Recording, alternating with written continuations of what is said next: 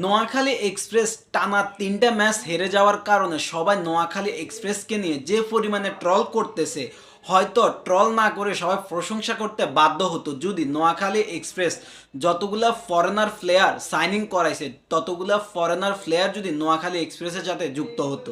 এক নম্বরে আছে কুশল মেন্ডিস, তাকে সাইন করাইছে বাট সে অসুস্থ থাকার কারণে নোয়াখালী এক্সপ্রেসের সাথে যুক্ত হতে পারলো না।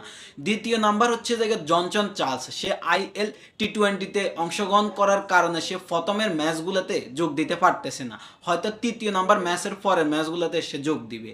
তৃতীয় নাম্বারে আছে আমাদের মোহাম্মদ নবী, পাকিস্তানের ব্যাটসম্যান এবং কি অলরাউন্ডার, সেও নোয়াখালী এক্সপ্রেসের সাথে যুক্ত হতে পারতেছে না, হয়তো পেমেন্টের ইস্যু, আবার দেখলাম যে পারিবারিক সমস্যার কারণে। 4 নাম্বারে হচ্ছে যে আমাদের সৌম্য সরকার, সে সিলেটের পর্বত 3 পর্বের ম্যাচে সে খেলতে পারবে না, তারপরের ম্যাচে হয়তো সে খেলবে।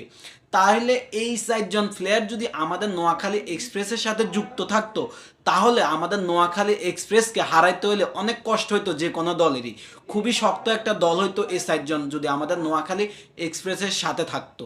তাহলে সবাই হয়তো নোয়াখালী এক্সপ্রেসকে এরকম ট্রল করার সুযোগটা পাইতো না।